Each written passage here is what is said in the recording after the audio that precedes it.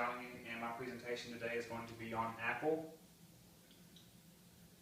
Some of the things that I have outlined in my paper or my presentation today is going to be the creation of Apple, where Apple started at, its beginning. Also, we're going to talk about some of the products that Apple has to offer, the human resources side of Apple and what it takes to get hired on with the company, what the company is looking for and its employees. And then the last part that we'll discuss is Apple's financial standings as they sit today. Apple was created in 1976 by Steve Wozniak and Steve Jobs.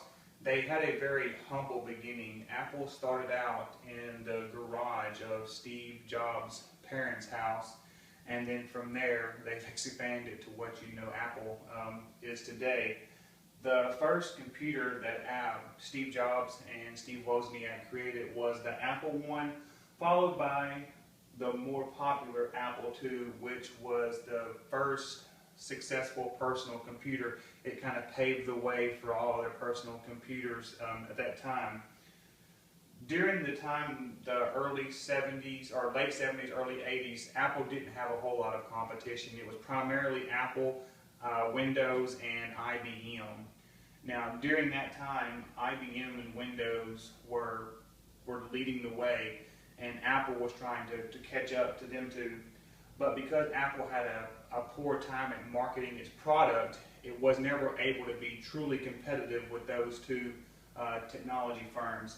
So what Apple decided to do, they decided to start opening up their own retail stores where they could train their own people to sell their products better than other people were selling their products. So they were able to market their products better than Windows and better than IBM because they had their own personally trained people operating their stores.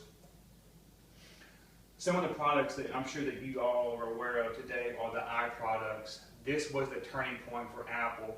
They had been stagnant for so long during the 80s, the 90s, and the early 2000s that Steve Jobs finally, after inventing the Mac, he was finally able to develop the iSeries, which is the iPod, the iPhone, and the iPad. The iPod being the first device that he invented, which was an exceptional device because it was the first device that allows you to download music digitally. And with the success of that, he created the iPhone, and then he followed it up by creating one of the first tablets known as the iPad. Now, if you're someone that's looking to get a job with Apple, you have to go into that interview very well prepared. They're looking for extremely confident people. They're looking for people that have a passion to sell Apple products.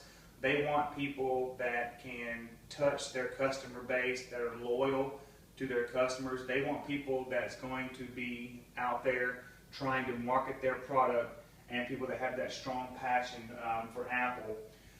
And if you fit that description, even getting through the interview process is very rigorous. Apple has a 5-person interview process where you talk with multiple managers and general managers either on the phone or at one of the many retail stores. And then if you get through both of those in the process, then you still have to pass Apple's background check, where they talk to your friends, they talk to your family, they do a credit history on you, and then they also do a background check on you for criminal history.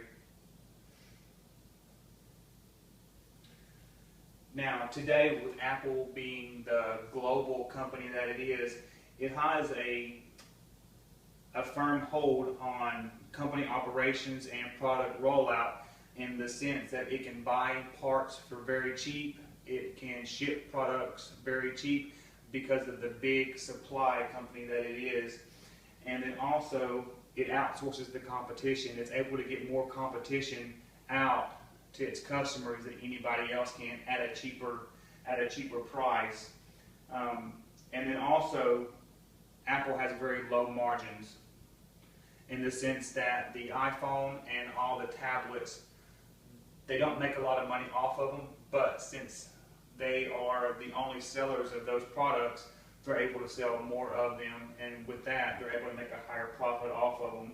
And then also, now that Steve Jobs is gone, Apple is being ran by Tim Cook, who is a very strong leader, and he has made Apple, after Steve Jobs, what it is today.